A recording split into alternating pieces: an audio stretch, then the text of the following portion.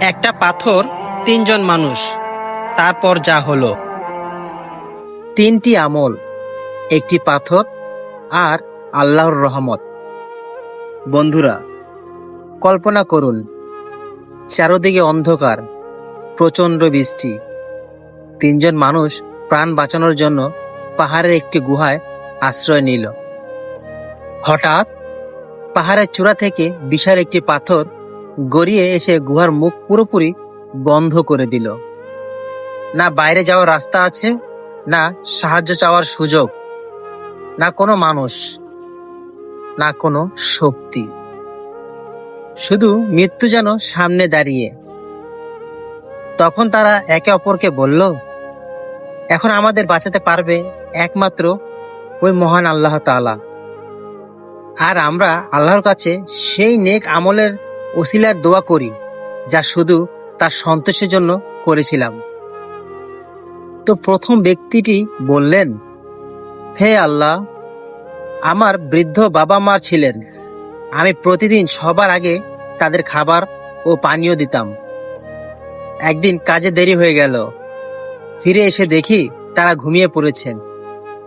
আমি চাইলে সন্তানদের আগে খাওয়াতে পারতাম, কিন্তু আমি তা করিনি।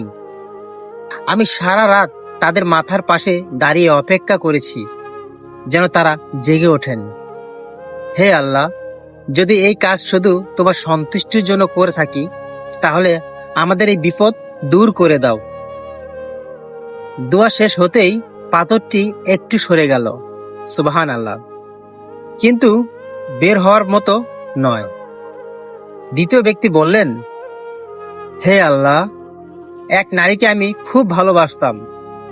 এক সময় সুযোগও এসেছিল, কিন্তু সেই মুহূর্তে সে আমাকে আল্লাহর ভয় করতে বলল। আমি সঙ্গে সঙ্গে সরে গেলাম, হারাম থেকে ফিরে এলাম। হে আমার রব, যদি এই কাজ শুধু তোমার সন্তুষ্টির জন্য হয়ে থাকে, তাহলে আমাদের মুক্তি দাও। তারপর পাথর আরেকটু সরে গেল, তবুও তারা বের হতে পারল না। তখন তৃতীয় ব্যক্তি বললেন, হে আমার আল্লাহ, এক শ্রমিক তার মজুরি না নিয়ে চলে গিয়েছিল।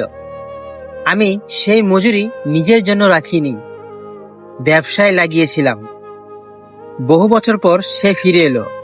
আমি তার টাকা দিয়ে যত লাভ করেছিলাম সবকিছু তাকে ফিরিয়ে দিলাম। যদি এটা শুধুই তোমার সন্তুষ্টির জন্য করি আমার রব, তাহলে আমাদের মুক্তি দাও। দোয়া শেষ হওয়ার সঙ্গে সঙ্গে আল্লাহর হুকুমে পাথর পুরোপুরি সরে গেল। তিনজন ব্যক্তি নিরাপদে বেরিয়ে এলেন। তো বন্ধুরা, খেয়াল করেছেন, তাদের কাউকে বাঁচিয়েছিল টাকা নয়, ক্ষমতা নয়, পরিচিত মানুষও নয়। তাদের বাঁচিয়েছিল এমন তিনটি আমল যা তারা একান্তই ওই আল্লাহর সন্তুষ্টির জন্য করেছিল। আজ যদি হঠাৎ তোমার জীবনেও এমন কোনো কঠিন মুহূর্ত আসে, তুমি কি এমন একটি আমলের কথা মনে করতে পারবে যেটা নিঃস্বার্থভাবে শুধু ওই আল্লাহর সন্তুষ্টির জন্য করেছিলে? হয়তো আজকের একটি গোপন নেক আমলই একদিন তোমার মুক্তির কারণ হবে। মহান আল্লাহ তাআলা আমাদের সবাইকে এমন আন্তরিক আমল করার তৌফিক দান করুন। আমিন।